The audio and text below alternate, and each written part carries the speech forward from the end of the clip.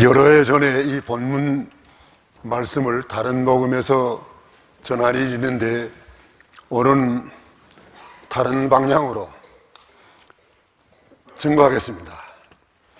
오늘 본문 말씀에 보면은 위대한 인물 세 분이 나왔습니다. 그 세 분은 예수님과 모세와 엘리야입니다. 그런 거로 이 시간에는 변화산의 위대한 인물이라는 제목으로 증거하겠습니다. 여기 2절에 엿새 후에 예수께서 베드로와 야고보와 요한을 데리시고 다른 높은 산에 올라가셨더니 저희 앞에서 변형되사. 이 엿새 후는 8장 29절의 말씀 보면은 베드로가 주는 그리스도시요 살아계신 하나님의 아들이시니다 이렇게 참된 신앙을 고백한 후를 말하는 것입니다. 예수님께서 제자 중에서 베드로와 야고보와 요한 이 세 제자만을 데리고 올라가서 변호를 하셨는데 이것은 편벽된 사람이 아니고 이 세 제자를 특별한 훈련을 위해서 데리고 가신 것입니다. 여기 예수님께서 변화하신 산은 헬몬산인데 해발 9,100척이니까 유대 나라에서 제일 높은 산입니다.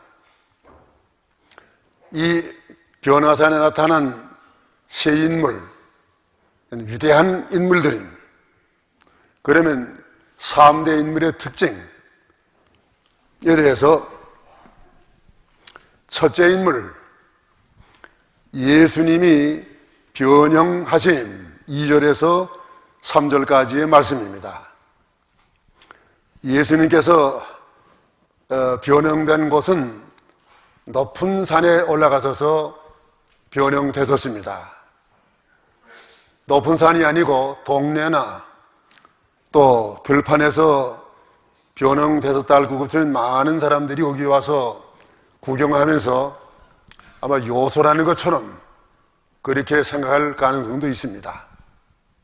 그렇기 때문에 높은 산에 올라가셔서 변형을 하셨고 누가복음 9장 28절의 말씀 보니까 기도하실 때에 변형됐습니다. 예수님도 기도하실 때 큰 변형, 하늘나라의 영광을 세상에 보여줄 수가 있었습니다. 그러면 예수님의 특징 두 가지인데 예수님의 첫째 특징은 무엇인가 하면은 얼굴이 해같이 빛남.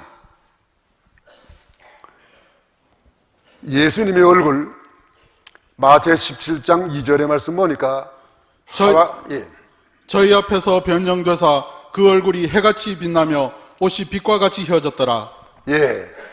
예수님의 얼굴이 해와 같이 빛나서 바라볼 수 없는 정도로 그렇게 광채가 났습니다.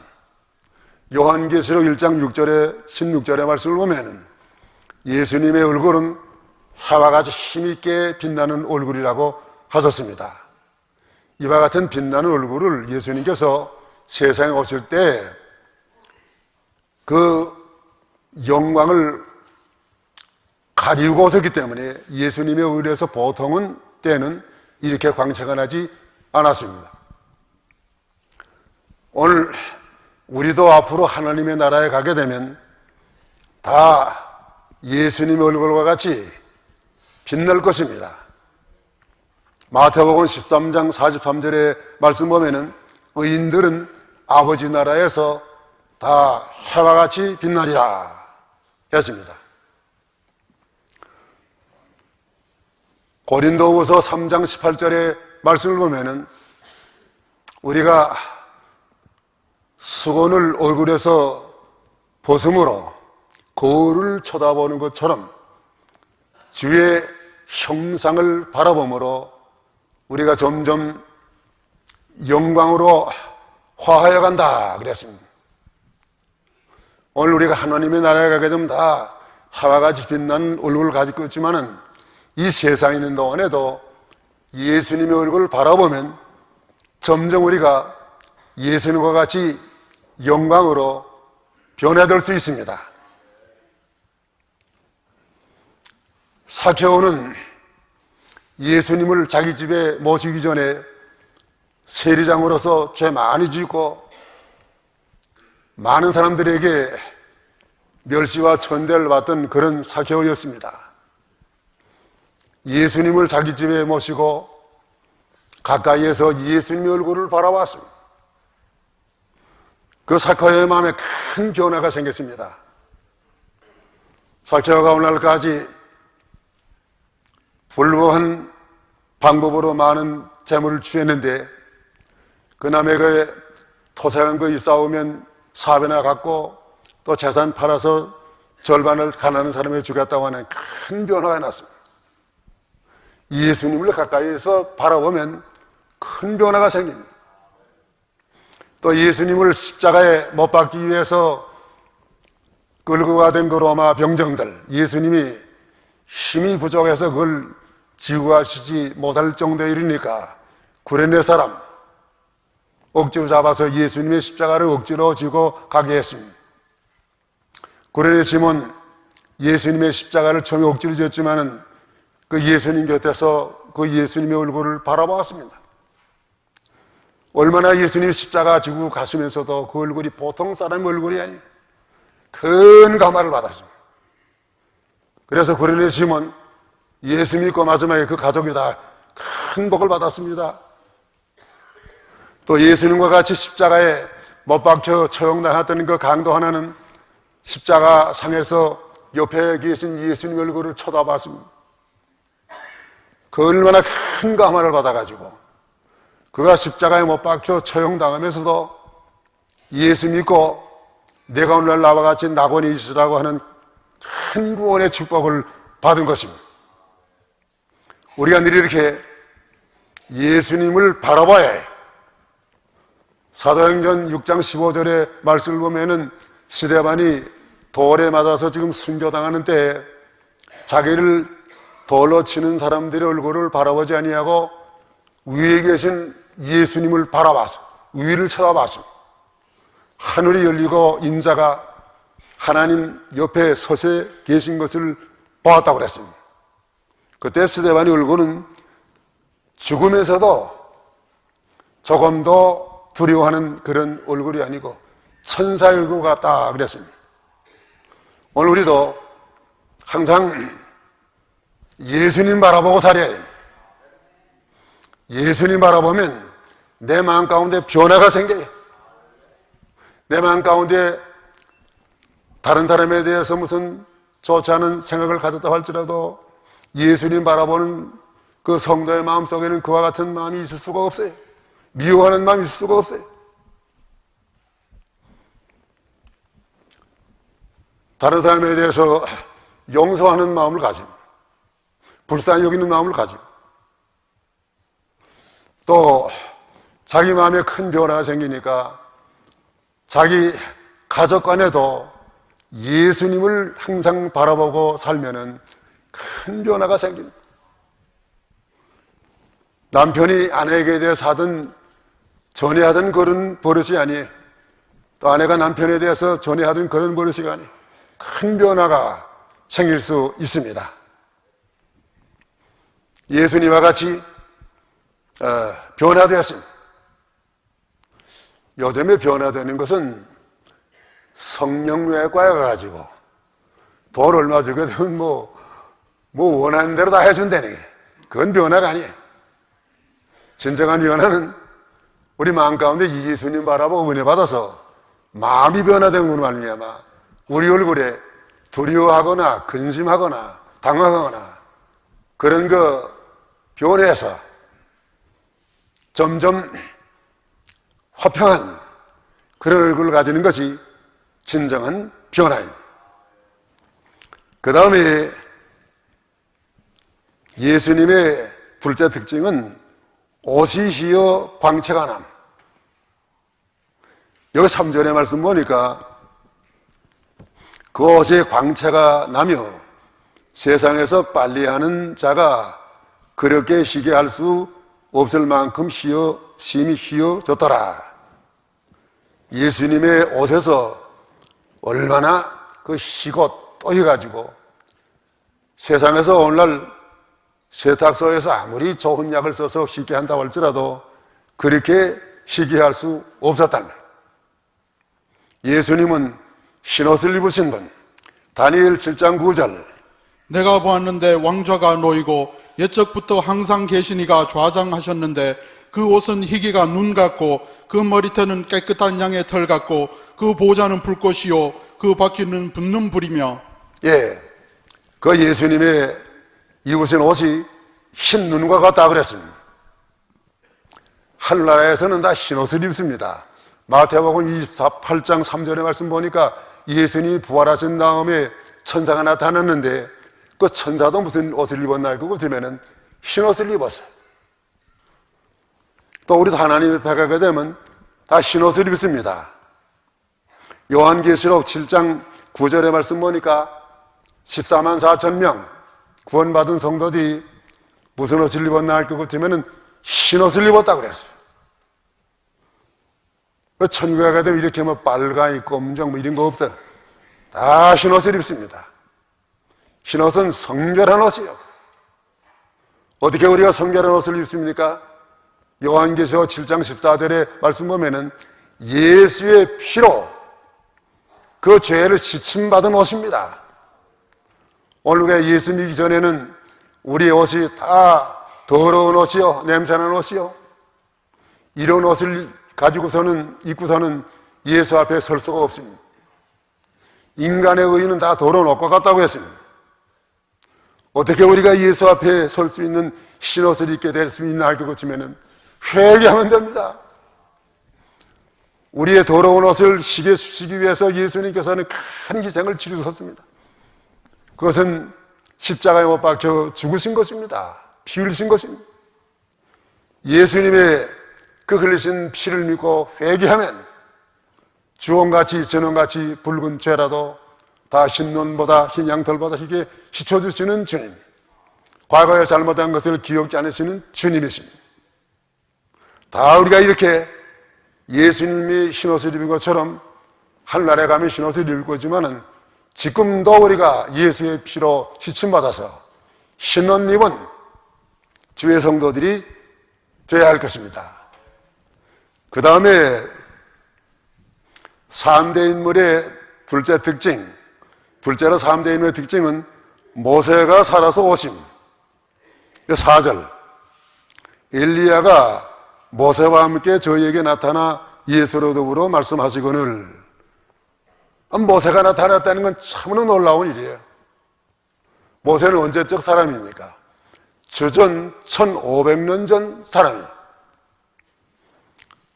모세가 났을 때에는 이스라엘 백성들이 애굽에서 400년 동안 노예 생활하는 때입니다. 그때 하나님이 특별히 모세를 나게 해서 모세가 나일강의 갈대 상자에 넣어서 죽임을 당할 뻔했는데 하나님의 특별하신 섭리로 바로왕의 공주가 목욕하러 나와서 모세를 발견하고 모세를 건져서 자기의 양아들로 삼아가지고 애굽의 궁전에서 40년 동안 애굽의 모든 학문을 다 배우게 능통하게 만들었습니다. 모세가 자기가 배운 학문과 자기가 공주 아들이라는 그 권세, 이걸 가지고 이스라엘 백성들 자기 동족을 구원하려 했지만은 실패했습니다. 저기 미디안에 가서 40년 동안 낮아져 가지고 양치는 목자가 되었습니다. 모세가 80세는 다음에 하나님께서 그 모세를 시내산에서 불렀습니다. 모세를 다시 불러서 애굽에 가서 내 백성들, 이스라엘 백성들을 인도하라. 처음에는 모세가 못 가겠다 했지만은 하나님이 같이 하신 것을 믿고 모세가 바로 앞에 가가지고 80세를 낳습니다. 이스라엘 백성들을 구원의 만능으로 건져냈습니다. 그 반항하는 바로를 10가지 재앙으로 굴복시키고 이스라엘 백성들을 40년 동안 광야 생활에서 모세는 인도한 이스라엘 백성들 한 200만 명을 인도한 그런 모세였습니다. 1500년 전에 살았던 이 모세가 어떻게 이렇게 변화산에 살아서 나타나는가 말이에요. 모세의 특징이 무엇입니까? 모세의 특징은 두 가지예요. 모세의 첫째 특징은 율법의 대표로 오심입니다. 모세는 이스라엘 백성들을 40년 광야에서 인도할 때 시내산에 하나님의 부르심을 받아서 올라가 가지고 40일 금식 기도하면서 우리가 가지고 있는 십계명을 받았고 모든 율법을 받았습니다. 그리고 모세가 그것을 기록을 했는데 모세가 기록한 책은 창세기, 출애굽기, 그러면 레위기, 신명기, 민수기, 신명기. 그 모세가 그 기록한 것은 모세오경이라고 그럽니다. 그 위대한 것이요. 모세가 그것을 기록했기 때문에 이 천지 만물이 다 어떻게 생겨난 것을 창세기 1장 1절에 보니까 태초에 하나님의 천지를 창조하시니라. 이거 한마디가 얼마나 위대한 말인지 몰라요. 모세가 전한 거예요. 모세는 율법의 대표요. 요한복음 1장 17절 율법은 모세로 말미암아 주신 것이요 은혜와 진리는 예수 그리스도로 말미암아 온 것이라. 예, 하나님이 모세에게 이렇게 율법을 주신 것은 율법을 그대로 지켜서 구원받기 하기 위해서 주신 것이 아닙니다. 벌써 하나님 아브라함에게 믿음으로 구원하실 것을 약속하신 거예요. 아브라함이 난 후에 한 500년 후에 모세에게 또 율법을 지켜서 구원받는 깨로 하신다면 하나님은 믿음으로 구원받는다. 모세 율법을 지켜야 구원받는다. 하나님은 변덕스러운 하나님이에요. 믿음으로 구원받는 데 있어서 이 모세에게 주신 율법은 율법을 통해서 죄를 깨닫고 예수께 나와서 구원받게 하기 위해서 이 율법을 하나님이 주신 것입니다. 그래서 로마 3장 20절에 말씀 보면은 율법으로 의롭 다함을 받은 사람은 한 사람도 없어요. 율법으로는 죄를 깨닫고 예수께 나와서 구원받게 하기 위해서 이 율법을 하나님이 주신 것입니다. 예수 이름밖에는 구원 얻을 수 있는 다른 길이 없습니다. 그 다음에 모세의 둘째 특징은 뭔가 하면은 죽었다 살아나서 오심. 모세는 죽었습니다. 1500년 전에 났다가 120살 살고 죽었어요. 죽을 때 어떻게 죽었습니까? 모압 땅에서 죽어가지고 그 모세의 시체가 어디에 묻혀있는지 알지 못하게 모세가 죽었습니다. 신명기 34장 5절 6절 이에 여호와의 종 모세가 여호와의 말씀대로 모압 땅에서 죽어 벳부월 맞은편 모압 땅에 있는 골짜기에 장사되었고 오늘까지 그 묘를 아는 자가 없느니라. 예, 하나님이 그 모세의 시체를 알지 못하게 어디 갖다 매장을 시켰습니다. 그 죽었던 성도, 죽었던 모세가 어떻게 이거 살아났나 말이죠. 죽었던 성도가 살아나는 것은 우리에게 예수님 재림하실 때에 죽었던 모든 성도들이 다 살아날 예표요. 우리도 예수님 오시기 전에 죽으면 우리의 시체가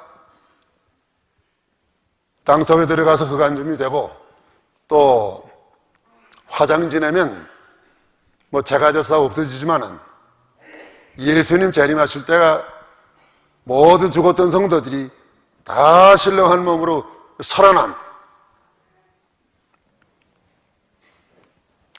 데살로니가전서 4장 16절의 말씀 보면은 주 안에서 죽은 자들이 예수님 오실 때 다 신령한 몸으로 살아난다고 했습니다.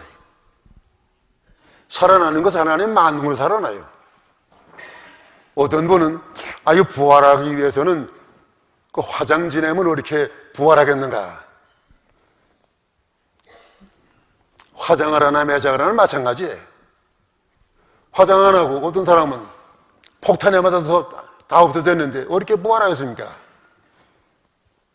또 바다에 나가서 빠져 죽었는데 그 빠져 죽은 시체를 고기들이 다 먹었고 그 고기들을 또 사람들이 다 잡아다 먹었고 어떻게 남아있을 수 있습니까?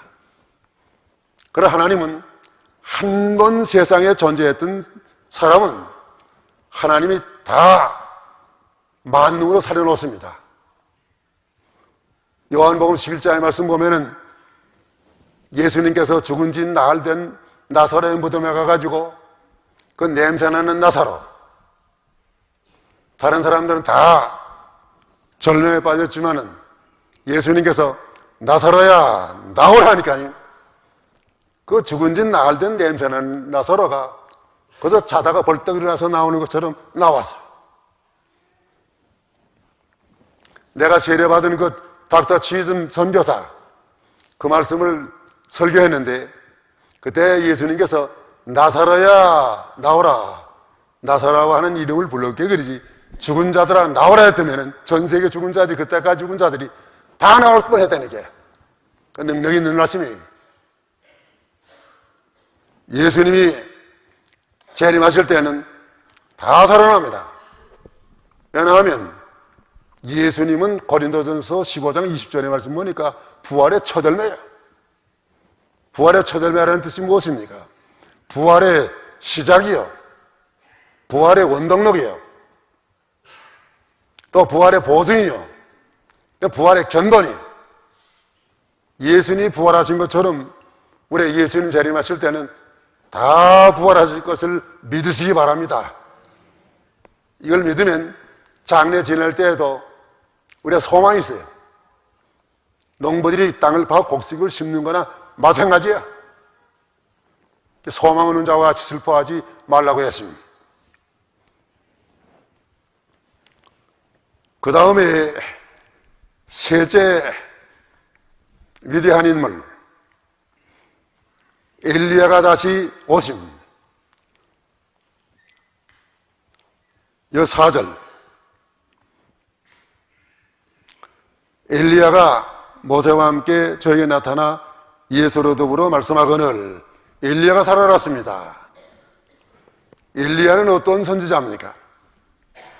주전 850년 전에 있었던 하나님의 위대한 선지자예요. 그 엘리야가 여기 어떻게 왔습니까? 엘리야의 특징은 죽음을 맛보지 아니하고 승천한 사람이요. 성경에 죽음을 맛보지 않고 승천한 사람 두 사람이 있는데 이 엘리야하고 다른 사람 누군지 아시겠어요? 예, 아주 성님 잘 알아요.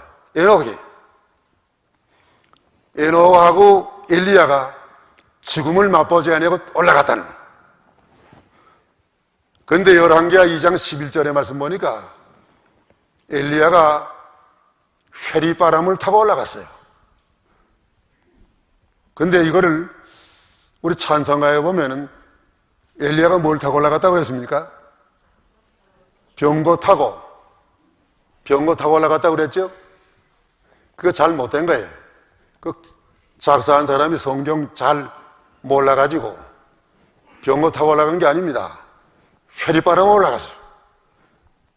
병거 좌우에서 이렇게 그 에스코트만 하고 회리바람을 못 한 번에 그저 천당까지 쭉 올라갔다. 산차로 올라가서요. 그런 그 엘리야, 여기 엘리야가 나타났단 말이에요. 그래, 엘리야의 특징이 무엇입니까? 엘리야의 특징은 두 가지예요. 첫째로 엘리야의 특징은 선지의 대표로 오심.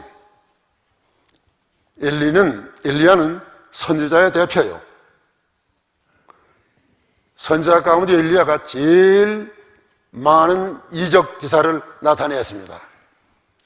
열왕기상 18장 22절 엘리야가 백성에게 이르되 여호와의 선지자는 나만 홀로 남았으나 바알의 선지자는 450인이로다. 예, 엘리야 때 악독한 그 이세벨이 하나님의 선지자를 다 많이 잡아 죽였습니다. 엘리야는 자기만 남은 줄 알았어요. 엘리야마다 죽이려고 그럽니다. 그때 가멜산에 모여서 바알 선지자 450명, 아세라 선지자 400명, 엘리야는 혼자예요.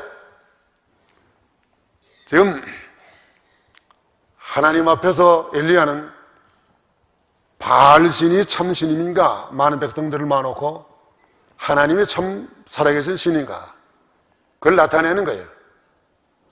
먼저 바알신 숫자가 많으니까 바알신 선자들에게 그럼 너희들이 바알신이 살아있는 신인지 한번 나타내라. 바알 선지자 450명이 지금 여기 제단을 쌓아놓고 바알신에게 한번 불을 내리워서 이 제물을 사령으로 바알신이 참된 신인 것을 보여주시오. 450명이 왕왕 돌아가요. 볼 때와 같이. 하루 종일 바알신에게 기도해도 바알신은 응답 못해서요. 너희 신이 너희 신이 왜 잠을 자는가? 길을 가는가? 엘리야가 조롱을 했습니다. 그래도 마지막엔 자기 몸에서도 피를 내면서도 그렇게 바알신 살아계신 것을 나타내다 했지만은 바알신은 아무 응답이 없었어요. 죽은 신이에요. 그다음에 자, 너희들이 전 물러가라. 내가 하나님이 살아계신 것을 너희에게 보여줄 것이다. 엘리야가 바알이 쌓았던 그 제단 다 무너뜨리고 제단을 새로 쌓고 그래서 제물 올려놓고 하나님 앞에 한 번 기도했습니다. 살아계신 하나님, 이 시간에 여기 불을 내리워서 제물을 사령으로 이 많은 거짓 선지자들에게 하나님만이 참된 신이요 하나님만이 살아계신 것을 보여주시옵소서. 기도하니까 하나님께로부터 불이 꽉 내려와서 다 불태버렸습니다. 그 제물을. 그러니까 엘리야 혼자지만은 살아계신 하나님을 나타내세요. 자, 우리 젊은이들 어디 가든지 살아계신 하나님을 나타내야 해. 거짓 선지자 450명 바알 선지자는 다 죽여버림을 당하고 하나님만이 참된 신인 것을 엘리야는 나타내었습니다. 오늘 하나님은 이 선지자들을 통해서 우리에게 예수님을 증거해 주셨어요. 요한복음 1장 45절에 말씀 보면은 모세와 선지자 말씀했고 또 요한복음 16장 29절에도 너에게 모세와 선지자가 있으니 들을지어다. 우리에게 선지자로서 우리에게 주신 말씀 무엇입니까? 과거 구약시대에 오신 예수님은 우리의 구조라는 것. 또 신약시대에 우리에게 증거하는 건 무엇입니까? 앞으로 그리스도께서 재림하실 것. 우리에게 선지자로서 가르쳐 주셨습니다. 과거에 약속하신 그리스도께서 오셨으니까 앞으로 약속하신 그리스도께서 반드시 예수님께서 오실 것을 믿습니다. 우린 기다림. 예수께서 오시는 그날이 우리에게는 최후의 승리의 날이요 최후의 영광의 날입니다.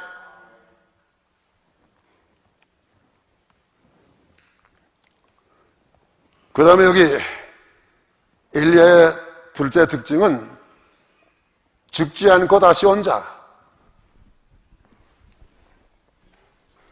엘리야는 죽음을 맛보지 아니하고 천국에 가 있다가 다시 왔습니다.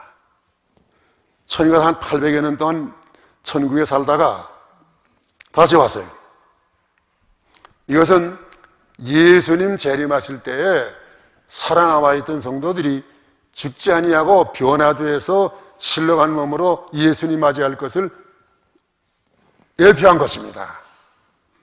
데살로니가전서 4장 17절 그 후에 우리 살아남은 자도 저희와 함께 구름 속으로 끌어올려 공중에서 주를 영접하게 하시리니 그리하여 우리가 항상 주와 함께 있으리라. 예수님 자림할 때 죽었다가 부활한 사람들, 그 다음에 살아남아있던 사람들, 오늘 우리가 예수님을 맞이한다 할 것 같으면 죽음을 맛보지 아니하고 다 변화해서 오늘 주님을 맞이할 것이 아닙니까? 자, 여기 주님 언제 오시면 좋겠어요? 주님 오늘 오시면 좋겠습니까? 또 나이 많으신 분들, 찬양대 젊었지? 나이 많으신 분들 다 무덤 사놨죠? 예수님 언제 오시면 좋겠어요? 오늘 오시면 무덤 사는 거 필요 없어. 그 갑갑한 관 속에 들어갈 필요 없어요. 땅 속에 한번 묻힐 필요가 없어요.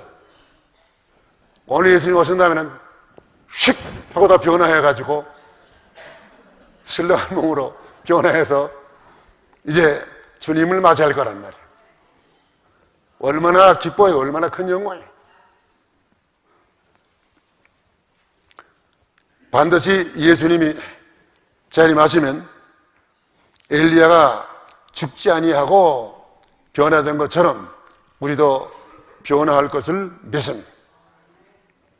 그렇기 때문에 그 데살로니가전서 4장 14절의 말씀 보면은 그 자세히 그 말씀을 보면은 예수님 재림할 때 저들을 천국에서 데리고 오시리라.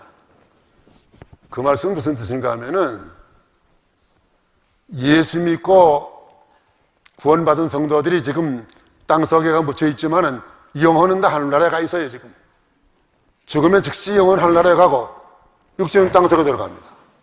하늘나라에 가 있던 그 영혼들을 예수님께서 데리고 오셔서 땅속에 묻혔던 시체를 변화시키기 위해서 신령한 몸이 되게 하는 거예요. 그러니까 죽었다가 부활한 사람이나 살아남아있다 변화한 사람이나 다 같습니다. 우리는 예수님을 말미암아 부활할 것을 믿습니다. 예수님을 말미암아 변화할 것을 믿습니다. 영광의 날이 이제 말씀을 정리해야 되겠습니다. 오늘 변화산의 3대 인물, 3대 인물의 특징 첫 번째는 누구십니까? 예수님의 변형하심. 둘째 인물은 누구십니까? 모세가 살아서 오심. 셋째 인물은 누구십니까? 엘리야가 다시 오심. 그 세 인물 가운데 그 결론을 보세요. 예수님은 가장 위대하신, 5절 6절까지 보면 가장 위대하신 분이야. 여기 모세와 엘리야는 예수님은 신랑이라 할 것 같으면은 들러리야. 예수님은 창조자시요, 모세와 엘리야는 피조물이에요. 비교할 바가 못해. 근데 이 제자들이 지금 변화하신 예수님을 바라보고 모세와 엘리야를 바라보면서 예수님 항상 자기들이 같이 있던 분이시고 누구한테도 호기심이 날 것 같으면 그럼 모세 또 엘리야 점점 호기심이 있어가지고 그리도 무슨 말 하는지 귀를 기울이게 이렇게 됐어요. 베드로가 큰 실수했습니다. 우리가 여기 있는 것이 조사오니 초막 셋을 지어서 하나는 주를 계시게 하고 모세를 계시게 하고 하나는 엘리야를 계시게 하겠습니다. 이게 하나님이 기뻐하시는 제안이 아니에요. 구름이마다 다 가리웠죠.